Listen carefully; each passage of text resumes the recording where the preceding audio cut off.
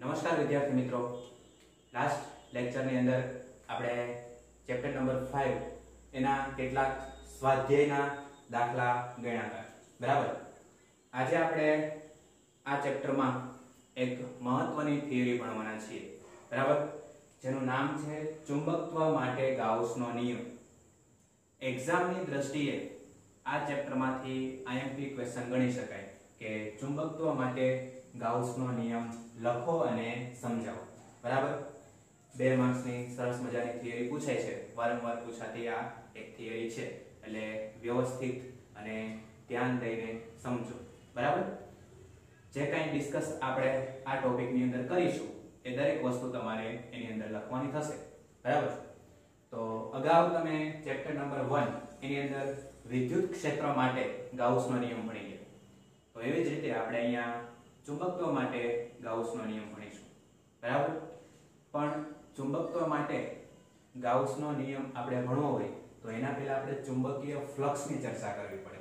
કારણ કે ચુંબકત્વ માટેનો ગાઉસનો નિયમ છે ચુંબકીય ફ્લક્સ સાથે સંકળાયેલો છે. જેવી રીતે તમે વિદ્યુત ક્ષેત્ર માટે વિદ્યુત ફ્લક્સ ભણ્યા, બરાબર, અને એના ઉપરથી તમે વિદ્યુત ક્ષેત્ર માટે ગાઉસનો નિયમ ભણ્યા. એવી જ રીતે આપણે પહેલા અહીંયા ચુંબકત્વ માટે ગાઉસનો નિયમ ભણવો હોય તો પહેલા ચુંબકીય ફ્લક્સની ચર્ચા કરીશું અને ત્યાર પછી એના ઉપરથી આપણે ચુંબકત્વ માટે ગાઉસનો નિયમ જોઈશું. બરાબર, તો વિદ્યુત ફ્લક્સ તમે કઈ રીતે વ્યાખ્યાયિત કરતા હતા? તો કે વિદ્યુત ક્ષેત્રમાં મૂકેલા પૃષ્ઠમાંથી, બરાબર છે, પૃષ્ઠને લંબ રૂપે પસાર થતી વિદ્યુત ક્ષેત્ર રેખાની સંખ્યાને આપણે વિદ્યુત ફ્લક્સ તરીકે વ્યાખ્યાયિત કરતા હતા. બરાબર, એવી જ રીતે તમારે ચુંબકીય ફ્લક્સને પણ વ્યાખ્યાયિત કરી શકાય કે ચુંબકીય ક્ષેત્રમાં મૂકેલા પૃષ્ઠમાંથી પૃષ્ઠને લંબ રૂપે પસાર થતી ચુંબકીય ક્ષેત્ર રેખાની સંખ્યાને, બરાબર, શું કહેવામાં આવે છે? ચુંબકીય ફ્લક્સ. તો એની વ્યાખ્યા આપણે લખીએ પહેલા. ચુંબકીય ફ્લક્સ.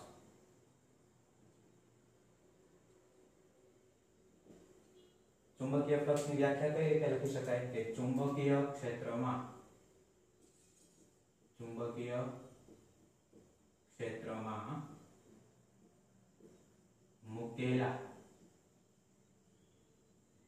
પૃષ્ઠમાંથી પૃષ્ઠને લંબ રૂપે પસાર થતી ચુંબકીય ક્ષેત્ર રેખાની સંખ્યાને ચુંબકીય ફ્લક્સ કહે છે. ચુંબકીય ક્ષેત્રમાં મૂકેલા પૃષ્ઠમાંથી પૃષ્ઠને લંબ રૂપે પસાર થતી ચુંબકીય ક્ષેત્ર રેખાની સંખ્યાને શું કહેવામાં આવે છે? ચુંબકીય ફ્લક્સ કહે છે. બરાબર છે.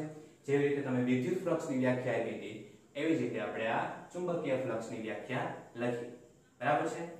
હવે આપણે વાત કરીએ નિયમિત ચુંબકીય ક્ષેત્રમાં મૂકેલા સમતલ સાથે સંકળાયેલું ફ્લક્સ. બરાબર છે. તો નિયમિત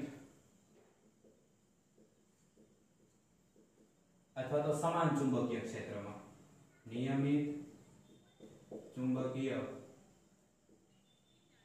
ક્ષેત્રમાં મૂકેલા સમતલ સાથે સંકળાયેલું ફ્લક્સ. તમે નિયમિત વિદ્યુત ક્ષેત્રમાં મૂકેલા સમતલ સાથે સંકળાયેલું ફ્લક્સ ભણી ગયા. એવી જ રીતે આપણે નિયમિત ચુંબકીય ક્ષેત્રમાં મૂકેલા સમતલ સાથે સંકળાયેલું ફ્લક્સ ડાયરેક્ટ આપણે લખીએ છીએ ફ્લક્સ 5b. એટલે આ ચુંબકીય ક્ષેત્ર સાથે સંકળાયેલું ફ્લક્સ કહેવાય.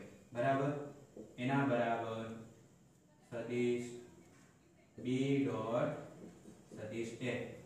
આ થઈ ગયું નિયમિત ચુંબકીય ક્ષેત્રમાં મૂકેલા સમતલ સાથે સંકળાયેલું ફ્લક્સ. બરાબર, એનું આ સદિશ સ્વરૂપ છે 5b સદિશ b ડોટ સદિશ a. જ્યાં 5b છે એ ચુંબકીય ક્ષેત્ર સાથે સંકળાયેલું ફ્લક્સ, b છે એ ચુંબકીય ક્ષેત્ર છે અને a છે એ સમતલનું પૃષ્ઠ છે. જેવી રીતે તમે વિદ્યુત ક્ષેત્ર માટે શું લખતા હતા 5E સદિશ E ડોટ સદિશ A, જ્યાં 5E શું હતું તો કે વિદ્યુત ક્ષેત્ર સાથે સંકળાયેલું ફ્લક્સ, E વિદ્યુત ક્ષેત્ર અને A એ સમતલનું શું હતું ક્ષેત્રફળ, બરાબર. આને તમારે મૂલ્ય સ્વરૂપમાં લખવું તો આવી રીતે લખી શકાય B એ cos થીટા, કારણ કે વચ્ચે ડોટ પ્રોડક્ટ છે એટલે આપણે cos થીટા લખીએ, B એ cos થીટા.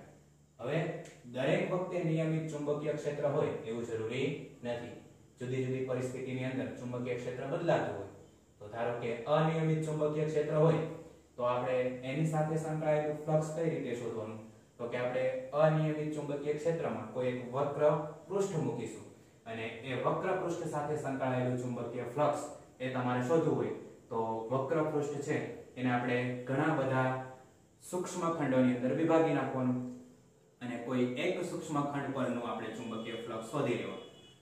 ત્યારબાદ આપણે દરેક સૂક્ષ્મ ખંડ સાથે સંકળાયેલા ચુંબકીય ફ્લક્સનો આપણે સદિશ સરવાળો કરી નાખવાનો એટલે આપણને મળી જાય અનિયમિત ચુંબકીય ક્ષેત્રની અંદર મૂકેલા વક્ર પૃષ્ઠ સાથે સંકળાયેલું ચુંબકીય ફ્લક્સ, બરાબર. તો આપણે આ નિયમિત ચુંબકીય ક્ષેત્રની વાત કરી. હવે જોઈએ અનિયમિત ચુંબકીય ક્ષેત્રમાં મૂકેલા વક્ર પૃષ્ઠ સાથે સંકળાયેલું ફ્લક્સ, બરાબર. તો સપોઝ કે આ રીતે આપણું એક અનિયમિત ચુંબકીય ક્ષેત્ર આપેલું છે, બરાબર, જેમાં ક્ષેત્ર રેખાઓની દિશા છે એ આ બાજુ છે. એની અંદર આપણે કોઈ એક વક્ર પૃષ્ઠ મૂકીએ. સમજો કે આ રીતે મેં એક વક્ર પૃષ્ઠ મૂક્યું છે, બરાબર છે. તો મારે આ પૃષ્ઠ સાથે સંકળાયેલું ફ્લક્સ શોધવું છે. તો પહેલા શું કરવું પડશે તો કે આ જે અનિયમિત ચુંબકીય ક્ષેત્રમાં મૂકેલું પૃષ્ઠ એને આપણે સૂક્ષ્મ ખંડોની અંદર વિભાગવું પડશે. એમાંનો કોઈ એક સૂક્ષ્મ ખંડ સપોઝ કે હું આ લઉં છું, બરાબર. તો આ જે સૂક્ષ્મ ખંડ છે એની સાથે સંકળાયેલું પહેલા ફ્લક્સ આપણે શોધી નાખીએ, બરાબર. તો અહીંયા આગળ તમે જુઓ છો કે આ જે મેં સૂક્ષ્મ ખંડ છે એ વિચારો, એમાં આ બાજુ છે એ ચુંબકીય ક્ષેત્ર છે જેને આપણે B વડે બતાવીએ અને આ એનો ક્ષેત્રફળ સદિશ જેને આપણે dA વડે બતાવીએ છીએ. અલગ અલગ ટેક્સ્ટ બુક ની અંદર સિમ્બોલ છે અલગ અલગ આપેલા હોય. તમારી ટેક્સ્ટ બુક ની અંદર અહીંયા ડેલ્ટા S આપેલું છે, બરાબર છે. તો ડેલ્ટા S એ પણ ક્ષેત્રફળ સદિશ છે અને અહીંયા આપણે dA લખ્યું એ પણ ક્ષેત્રફળ સદિશ છે. બંનેનો મીનિંગ તો સરખો જ થાય. તમે ગમે સિમ્બોલ વાપરી શકો છો. તમે સ્મોલ d એ પણ લખી શકો છો અથવા તો ડેલ્ટા S પણ લખી શકો, બરાબર. એ બંને સૂક્ષ્મ ખંડ સાથે સંકળાયેલું ક્ષેત્રફળ છે, બરાબર. તો આ અનિયમિત ચુંબકીય ક્ષેત્રમાં આપણે એક વક્ર પૃષ્ઠ મૂક્યું. એ વક્ર પૃષ્ઠને નાના નાના સૂક્ષ્મ ખંડોની અંદર આપણે વિભાગી નાખ્યું. એમાંના કોઈ એક સૂક્ષ્મ ખંડ સાથે સંકળાયેલું આપણે પહેલા ચુંબકીય ફ્લક્સ શોધીએ. જેના માટે મેં એક સૂક્ષ્મ ખંડ વિચાર્યો. એમાં આ બાજુ ચુંબકીય ક્ષેત્ર એની દિશા D અને એની સાથે સંકળાયેલો ક્ષેત્રફળ સદિશ dA, બરાબર છે. તો આ સૂક્ષ્મ ખંડ સાથે સંકળાયેલું ચુંબકીય ફ્લક્સ એને હું લખું છું d5b, બરાબર. d5b એટલે શું થાય? સૂક્ષ્મ ખંડ સાથે સંકળાયેલું ફ્લક્સ. એના બરાબર આપણે શું લખી શકીએ? સદિશ b એની સાથે ડોટ પ્રોડક્ટમાં આવશે એનો ક્ષેત્રફળ સદિશ, તો એ થશે dA. જ્યાં d5b શું છે? સૂક્ષ્મ ખંડ સાથે સંકળાયેલું ફ્લક્સ. b છે એ સૂક્ષ્મ ખંડનું ચુંબકીય ક્ષેત્ર અને dA એ એનો ક્ષેત્રફળ સદિશ અથવા તો એના વડે ઘેરાયેલું ક્ષેત્રફળ. તો d5b બરાબર સદિશ b ડોટ સદિશ dA. આ જે તમને ફ્લક્સ મળ્યું એ કોનું મળ્યું? સૂક્ષ્મ ખંડ સાથે સંકળાયેલું. પણ આપણે કયું જોઈએ છે તો કે અનિયમિત ચુંબકીય ક્ષેત્રમાં મૂકેલા વક્ર પૃષ્ઠ સાથે સંકળાયેલું. આપણે આ સમગ્ર વક્ર પૃષ્ઠ સાથે સંકળાયેલું ચુંબકીય ફ્લક્સ જોઈએ છે. તો એના માટે આને અસંખ્ય નાના નાના સૂક્ષ્મ ખંડોમાં વિભાગી નાખી અને કોઈ એક સૂક્ષ્મ ખંડનું ચુંબકીય ફ્લક્સ આટલું હોય, બરાબર છે. તો સમગ્ર વક્ર પરનું ચુંબકીય ફ્લક્સ કેટલું થશે? તો કે દરેક સૂક્ષ્મ ખંડ સાથે સંકળાયેલા ફ્લક્સનો સદિશ સરવાળો, બરાબર. તો આ વક્ર પૃષ્ઠ સાથે સંકળાયેલું ફ્લક્સ એને આપણે 5b વડે બતાવીએ એના બરાબર થશે સમગ્ર પૃષ્ઠ સાથે સંકળાયેલું ફ્લક્સ ઇન્ટુ d 5b. આ d 5b એની કિંમત મૂકી દઈએ તો ઇન્ટિગ્રેશન b ડોટ dA બરાબર. આ તમને મળી ગયું અનિયમિત ચુંબકીય ક્ષેત્રમાં મૂકેલા વક્ર પૃષ્ઠ સાથે સંકળાયેલું ચુંબકીય ફ્લક્સ 5b સદિશ b ડોટ સદિશ dA બરાબર. હવે આ જે ચુંબકીય ફ્લક્સ છે એ અદિશ રાશિ છે બરાબર. આ પોઈન્ટ ખાસ ધ્યાનમાં રાખજો. ચુંબકીય ફ્લક્સ અદિશ રાશિ છે. ચુંબકીય ફ્લક્સ અદિશ રાશિ કેમ છે તો કે તમે અહીંયા જુઓ ચુંબકીય ફ્લક્સ ની અંદર બે સદિશ રાશિઓ છે, ચુંબકીય ક્ષેત્ર અને ક્ષેત્રફળ. આ બંને સદિશ રાશિઓ છે અને એનો ડોટ પ્રોડક્ટ એટલે આ જે ગુણાકાર છે એ બે સદિશ રાશિઓનો અદિશ ગુણાકાર છે. માટે આ જે તમને રાશિ મળી કેવી મળશે? અદિશ રાશિ બરાબર. ખાસ સમજવા જેવું છે કે ચુંબકીય ફ્લક્સ અદિશ રાશિનું કારણ શું તો કે ચુંબકીય ફ્લક્સ બે સદિશોનો અદિશ ગુણાકાર છે બરાબર. માટે ચુંબકીય ફ્લક્સ અદિશ રાશિ છે. એનો એકમ જો આપણે લખીએ તો એકમ લખી શકાય આ b એટલે ચુંબકીય ક્ષેત્ર બરાબર છે. તો ચુંબકીય ફ્લક્સ નો એકમ b એટલે ચુંબકીય ક્ષેત્ર એનો એકમ ટેસ્લા, a એટલે ક્ષેત્રફળ એનો એકમ મીટર સ્ક્વેર. આ થઈ ગયો ચુંબકીય ફ્લક્સ નો એકમ ટેસ્લા * મીટર સ્ક્વેર બરાબર. હવે આપણે આ જે ફ્લક્સ છે એના ઉપરથી મારે ગાઉસનો નિયમ લખવો છે બરાબર છે. તો અનિયમિત ચુંબકીય ક્ષેત્રની અંદર મેં આ વક્ર પૃષ્ઠ મૂક્યું છે બરાબર. એની અંદર પસાર થતી ક્ષેત્ર રેખાઓની સંખ્યા કેટલી છે? સપોઝ કે આપણે 1 2 અને 3 ગણીએ. આ 3 છે એ પૃષ્ઠમાંથી પસાર થતી ક્ષેત્ર રેખાઓની સંખ્યા છે. તો જેટલી ક્ષેત્ર રેખાઓ દાખલ થાય છે એટલી જ બહાર નીકળે છે બરાબર છે. અને આપણને ખબર છે કે ચુંબકીય ક્ષેત્ર રેખાઓ છે એ સતત છે અને બંધ ગાળો હશે બરાબર છે. પરિણામે જેટલી ક્ષેત્ર રેખાઓ આની અંદર દાખલ થાય એટલી જ બહાર નીકળે છે. તો આ જે અનિયમિત ચુંબકીય ક્ષેત્રમાં મૂકેલા આ વક્ર પૃષ્ઠ સાથે સંકળાયેલું કુલ ચુંબકીય ફ્લક્સ એ શૂન્ય થશે. એનું કારણ શું તો કે જેટલી ક્ષેત્ર રેખાઓ દાખલ થાય છે એટલી જ બહાર નીકળે છે બરાબર છે. તો પરિણામે ચુંબકીય ફ્લક્સ કેટલો થઈ જાય? શૂન્ય બરાબર છે. તો ગાઉસના નિયમનું આપણે સ્ટેટમેન્ટ આવી રીતે લખી શકીએ કે ચુંબકીય ક્ષેત્રમાં મૂકેલા પૃષ્ઠ સાથે સંકળાયેલું કુલ ચુંબકીય ફ્લક્સ શૂન્ય હોય છે બરાબર.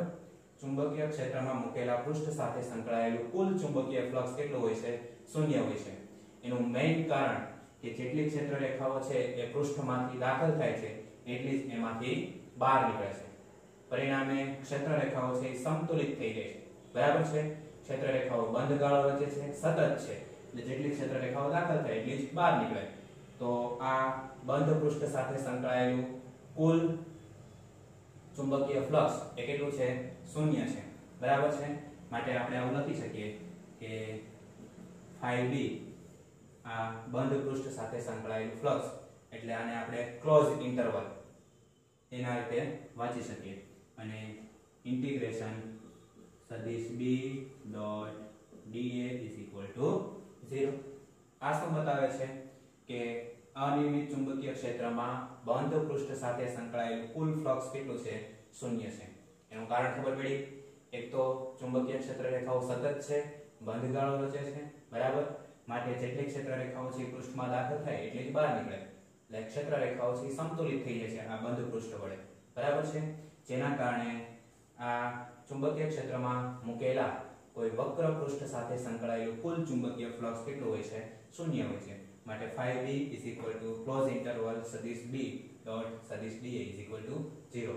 વિદ્યુત ક્ષેત્ર માટે તમે શું લખતા હતા? ખાલી સમજણ માટે લખું છું કે phi E is equal to close interval સદિશ E dot dA is equal to sigma q એના છેદમાં એપ્સિલોન 0. આ જે તમે લખ્યું સૂત્ર, બરાબર, આ કોનું છે? તો કે અનિયમિત વિદ્યુત ક્ષેત્રમાં મૂકેલા કોઈ વક્ર પૃષ્ઠ સાથે સંકળાયેલું વિદ્યુત ફ્લક્સ અને આ જે તમને મળ્યું અનિયમિત ચુંબકીય ક્ષેત્રમાં મૂકેલા કોઈ વક્ર પૃષ્ઠ સાથે સંકળાયેલું કુલ ફ્લક્સ, બરાબર છે? એટલે કુલ ચુંબકીય ફ્લક્સ 0 અને કુલ વિદ્યુત ફ્લક્સ છે કેટલું થાય? Sigma q upon epsilon 0. આ હકીકત આપણને એવું સૂચવે છે કે ચુંબકત્વ અને સ્થિત વિદ્યુત ક્ષેત્ર આ બંને વચ્ચે કેટલીક સામ્યતાઓ છે અને કેટલાક તફાવત છે. તો સામ્યતાઓ તો આપણે આગળ ભણી ગયા, બરાબર છે?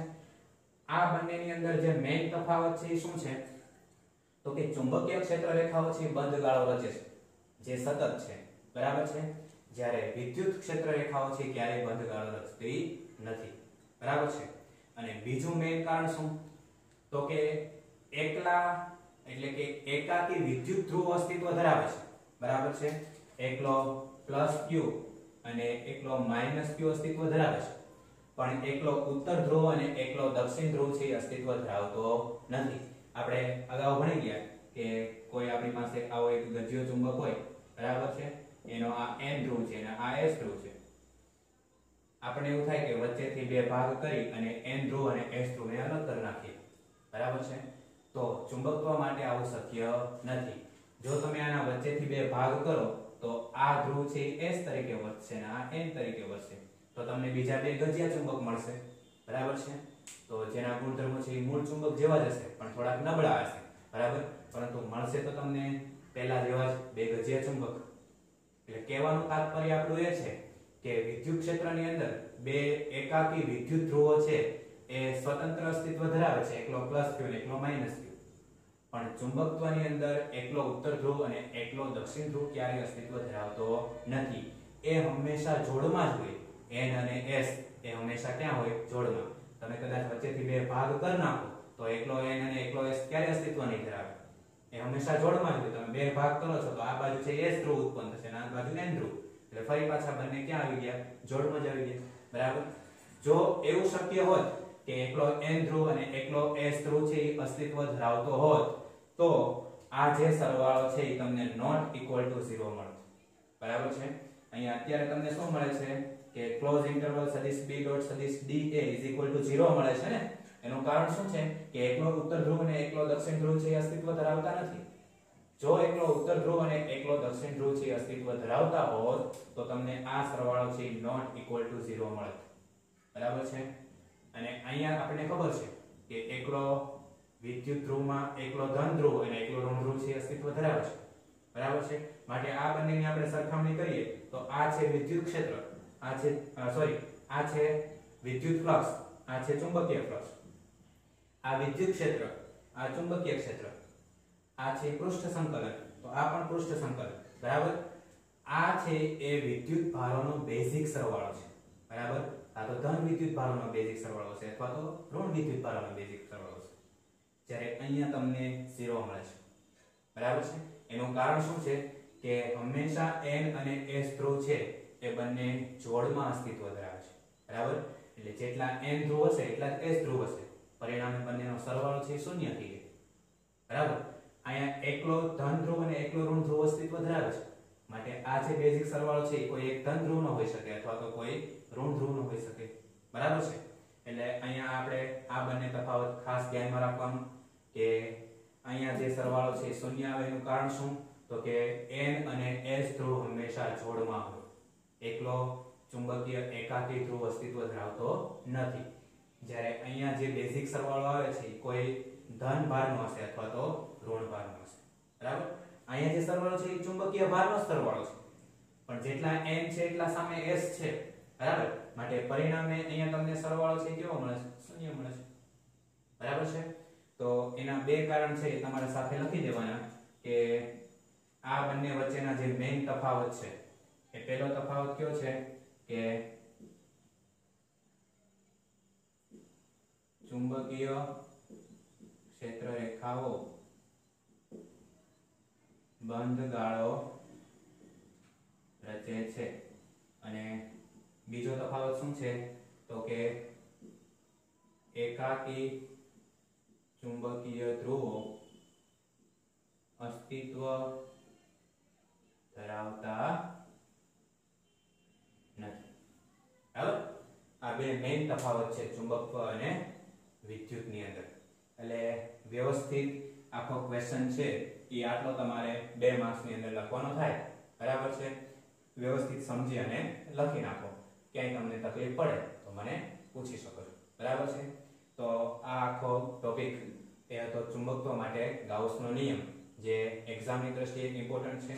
બરાબર, આમાં નવું કાંઈ નથી, માત્ર અહીંયા સિમ્બોલ બદલાય છે. બરાબર છે, બાકી આ બે તફાવતો છે એ બદલાય છે, એ ધ્યાનમાં રાખવાનું.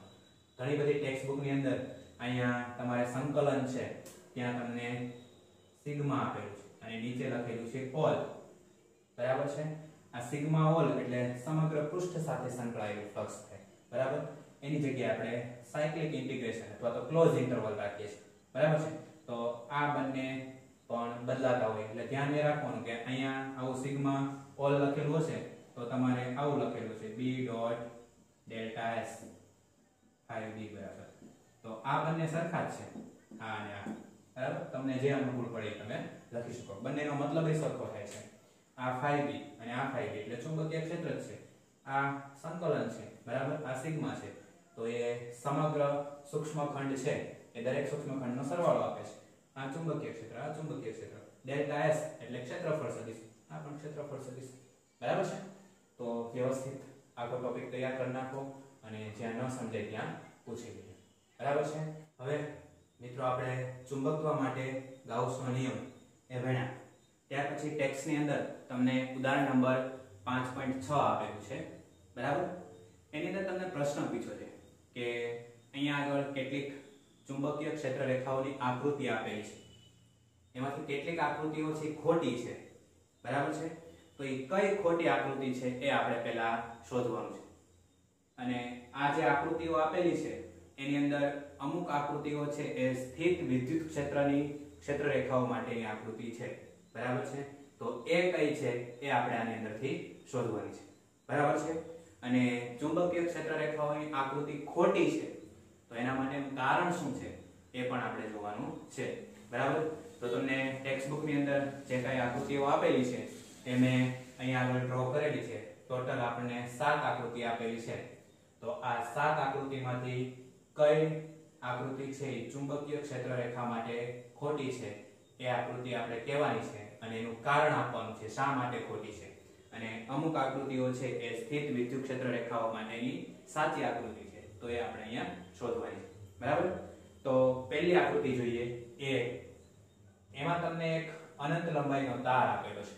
બરાબર, આ રીતે એક અનંત લંબાઈનો તાર આપેલો છે. એની આસપાસ ચારે બાજુ ક્ષેત્ર રેખાઓ બહારની દિશામાં તમને દર્શાવેલી છે. બરાબર, તો આ જે આકૃતિ આપેલી છે એ ચુંબકીય ક્ષેત્ર રેખાઓની આકૃતિ છે તો કે ના? બરાબર, તો આ આકૃતિ કેવી છે? ખોટી છે. એનું કારણ શું? તો કે પહેલી વસ્તુ તો એ કે ચુંબકીય ક્ષેત્ર રેખાઓ ક્યારે બિંદુવત ઉદ્ગમમાંથી બહાર નીકળતી હોય નહીં. બરાબર, ચુંબકીય ક્ષેત્ર રેખાઓ ક્યારે બિંદુવત ઉદ્ગમમાંથી બહાર ન નીકળતી હોય. અને કોઈ તાર હોય તો એ તારમાંથી જ્યારે આપણે વિદ્યુત પ્રવાહ પસાર કરીએ તો એમાં આસપાસના વિસ્તારમાં ચુંબકીય ક્ષેત્ર ઉત્પન્ન થાય. તો એની ચુંબકીય ક્ષેત્ર રેખાઓ છે તારની આસપાસ બંધ ગાળો છે. બરાબર છે, તો આ જે ક્ષેત્ર રેખા છે એ ચુંબકીય ક્ષેત્ર રેખા નથી. બરાબર છે, એના બે કારણ આપ્યા. પહેલું તો આ ક્ષેત્ર રેખાઓ છે બિંદુવત ઉદ્ગમમાંથી નીકળે છે, જ્યારે ચુંબકીય ક્ષેત્ર રેખાઓ ક્યારેય કોઈ બિંદુવત ઉદ્ગમમાંથી બહાર નીકળતી હોય નહીં. અને તમને એક અનંત લંબાઈનો તાર આપેલો છે તો આપણને ખબર છે કે ચુંબકીય ક્ષેત્ર રેખાઓ છે તારની આસપાસ બંધ ગાળો રચે છે. બરાબર, માટે આ ક્ષેત્ર રેખા છે એ ખોટી છે. પણ હા, આ જે ક્ષેત્ર રેખાઓ છે એ અનંત લંબાઈના તારની આસપાસ વિદ્યુત ક્ષેત્ર બતાવે છે. બરાબર છે, માટે આ વિદ્યુત ક્ષેત્ર રેખાઓ છે એમ કહી શકાય. ખ્યાલ આવે છે? બરાબર છે, તમે ભણી ગયા છો ચેપ્ટર નંબર 1 ની અંદર વિદ્યુત ક્ષેત્ર રેખાઓ. એમાં અનંત લંબાઈનો તાર હોય તો એમાંથી કોઈ એક બિંદુમાંથી વિદ્યુત ક્ષેત્ર રેખાઓ બહાર નીકળતી હોય, બરાબર, એની આસપાસ છે વિદ્યુત ક્ષેત્ર રચે. તો આ જે ક્ષેત્ર રેખાઓ છે ચુંબકીય ક્ષેત્ર રેખાઓ નથી, પણ શેના માટેની છે? વિદ્યુત ક્ષેત્ર રેખાઓ દર્શાવે છે, બરાબર. માટે આપેલી આકૃતિ ચુંબકીય ક્ષેત્ર રેખાઓ માટે ખોટી છે, બરાબર, અને વિદ્યુત ક્ષેત્ર રેખા માટે સાચી છે. ત્યાર પછી તમને આકૃતિ નંબર 2 આપેલી છે. એની અંદર તમને અમુક ક્ષેત્ર રેખાઓ આ બાજુ આપી છે, અમુક ક્ષેત્ર રેખાઓ છે એ આ બાજુ આપેલી છે. તો આ જોઈને જ આપણને ખબર પડી જાય કે ક્ષેત્ર રેખાઓ ક્યારે એકબીજાને છેદે નહીં, બરાબર. એટલે આ પણ કેવી છે આકૃતિ? ખોટી છે. એનું કારણ શું? તો કે ચુંબકીય ક્ષેત્ર રેખાઓ ક્યારે એકબીજાને છેદતી નથી. વિદ્યુત ક્ષેત્ર રેખાની પણ આ આકૃતિ નથી, બરાબર છે. વિદ્યુત ક્ષેત્ર રેખાઓ પણ એકબીજાને ક્યારેય છેદતી નથી અને ચુંબકીય ક્ષેત્ર રેખાઓ પણ ક્યારેય એકબીજાને છેદતી નથી. એટલે ચુંબકીય ક્ષેત્ર રેખાઓ કે વિદ્યુત ક્ષેત્ર રેખાઓ બંનેમાંથી કોઈની આ આકૃતિ નથી, બરાબર. જો ચુંબકીય ક્ષેત્ર રેખાઓ કે વિદ્યુત ક્ષેત્ર રેખાઓ એકબીજાને કોઈ બિંદુ આગળ છેદે તો છેદન બિંદુ આગળ તમને ક્ષેત્ર રેખાની બે દિશા મળે, જે ક્યારેય શક્ય નથી, બરાબર. અને બીજું કે મુક્ત અવકાશની વાત કરીએ તો ચુંબકીય ક્ષેત્ર છે એકલું ન હોય મુક્ત અવકાશની અંદર, બરાબર છે. કોઈ એક તાર વિચારો તમે, તો એની આસપાસના વિસ્તારમાં છે ચુંબકીય ક્ષેત્ર રેખાઓ છે બંધ ગાળો રચતી હોય, બરાબર છે. માટે આપેલી આકૃતિ છે કેવી છે? ખોટી છે. એ નથી ચુંબકીય ક્ષેત્ર દર્શાવતું કે નથી વિદ્યુત ક્ષેત્ર દર્શાવતું, બરાબર. ત્યાર પછી આકૃતિ નંબર આપણે C જોઈએ. તો C ની અંદર છે એ તમને એક વાહક તારનું અનંત લંબાઈના વાહક તારનું એક તમને હેલિકલ ગૂંચળું આપેલું છે, બરાબર. અને ગૂંચળામાંથી છે એ કોઈ એક જ દિશામાં છે વિદ્યુત પ્રવાહ પસાર થાય છે, બરાબર. માટે આપેલી આકૃતિ છે કેવી છે? સાચી છે. કારણ કે તમે ચેપ્ટર નંબર 4 ની અંદર ભણી ગયા, કોઈ ટોરોઇડ હોય એ ટોરોઇડની અંદરના વિસ્તારમાં જ્યારે આપણે વિદ્યુત પ્રવાહ પસાર થતો હોય ત્યારે એના અંદરના વિસ્તારમાં છે એ સમાન ચુંબકીય ક્ષેત્ર ઉત્પન્ન થાય, બરાબર છે. તો આ એક તમને ટોરોઇડ આપેલું છે, એની અંદર આ એના અંદરના વિસ્તારમાં ટોરોઇડની આસપાસ સમાન ચુંબકીય ક્ષેત્ર ઉત્પન્ન થાય. માટે આ જે આકૃતિ છે એ કોની છે? તો કે ટોરોઇડની અંદર ચુંબકીય ક્ષેત્ર રેખાઓની આકૃતિ છે, માટે આ સાચી છે, બરાબર છે. આ તમે ચેપ્ટર નંબર 4 ની અંદર ભણી ગયા છો એ જ છે વાહકતાનું હેલિકલ ગૂંચળું, બરાબર છે. અને એના બંને છેડા જોડી દો એટલે તમને ટોરોઇડ મળે. ટોરોઇડમાંથી વિદ્યુત પ્રવાહ પસાર કરો કોઈ એક દિશાની અંદર એટલે એના અંદરના વિભાગમાં આસપાસ સમાન ચુંબકીય ક્ષેત્ર ઉત્પન્ન થાય. આ એની આકૃતિ છે, માટે આપેલી આકૃતિ સાચી છે. ત્યાર પછી D તમને આપેલો છે. D ની અંદર આવું એક તમને ગૂંચળું આપેલું છે અને ગૂંચળામાંથી પસાર થતી ચુંબકીય ક્ષેત્ર રેખાઓ બતાવી છે, બરાબર છે. તો આ એક સોલેનોઇડ છે અને સોલેનોઇડમાંથી પસાર થતી ચુંબકીય ક્ષેત્ર રેખાઓ એની આકૃતિ છે. પણ આ આકૃતિ કેવી છે? ખોટી છે. ખોટી છે એનું કારણ શું? તો કે આ સોલેનોઇડના છેડાઓ છે એ N અને S ધ્રુવ તરીકે વર્તે અને છેડાઓ પર છે ક્ષેત્ર રેખાઓ છે એ સહેજ વળેલી હોવી જોઈએ, બરાબર. કારણ કે આપણને ખબર છે કે સોલેનોઇડમાંથી અંદર દાખલ થતી ક્ષેત્ર રેખાઓ અને બહાર નીકળતી ક્ષેત્ર રેખાઓ એ કેવી હોય છે? સહેજ વળેલી હોય છે. તો જ એ શું કરે છે? બંધ ગાળો રચે, બરાબર છે. સોલેનોઇડની ક્ષેત્ર રેખાઓ છે બંધ ગાળો રચે છે. તો અહીંયા તમને છેડામાં છે જો તો ક્ષેત્ર રેખાઓ સીધી આપેલી છે એટલે આ બાજુથી દાખલ થતી હોય તો આ બાજુથી બહાર નીકળે તો એ અનંત અંતર સુધી જતી રહે, બરાબર છે. એ બંધ ગાળો રચતી નથી. પણ જો તમને આ છેડા સિવાય આ અંદરના વિસ્તારની વાત કરવામાં આવે, બરાબર, આટલા વિસ્તારની, તો એમાં ચુંબકીય ક્ષેત્ર રેખાઓ છે એ સાચી છે. આપણે આટલા વિસ્તારની વાત કરીએ તો, બરાબર. પણ બહાર નીકળતી ક્ષેત્ર રેખાઓ છે એ ખોટી છે. કારણ કે બહાર નીકળતી ક્ષેત્ર રેખા અને અંદર દાખલ થતી ક્ષેત્ર રેખાઓ એટલે કે છેડા ઉપર ક્ષેત્ર રેખાઓ છે વળેલી હોવી જોઈએ, બરાબર. તો જ એ બંધ ગાળો રચે. અંદરના વિસ્તારમાં કેવી હોય? સીધી હોય. પણ બહાર છેડા ઉપર છે સહેજ વળેલી હોવી જોઈએ. માટે આ ક્ષેત્ર રેખા કેવી છે? ખોટી, બરાબર. ત્યાર પછી E. આ તો આપણને જોઈને જ ખબર પડી જાય કે ગજિયા ચુંબકની ચુંબકીય ક્ષેત્ર રેખાઓ બતાવેલી છે એટલે આ કેવી છે? સાચી છે. શેની છે? ગજિયા ચુંબકની ચુંબકીય ક્ષેત્ર રેખાઓ. આ ધારો કે N ધ્રુવ હોય અને આ S ધ્રુવ હોય તો N માંથી ચુંબકીય ક્ષેત્ર રેખાઓ બહાર નીકળે અને S માં દાખલ થાય. અહીંયા આગળ પણ N માંથી બહાર નીકળે અને S માં દાખલ થાય, બરાબર છે. અને બંધ ગાળો રચે, બરાબર છે.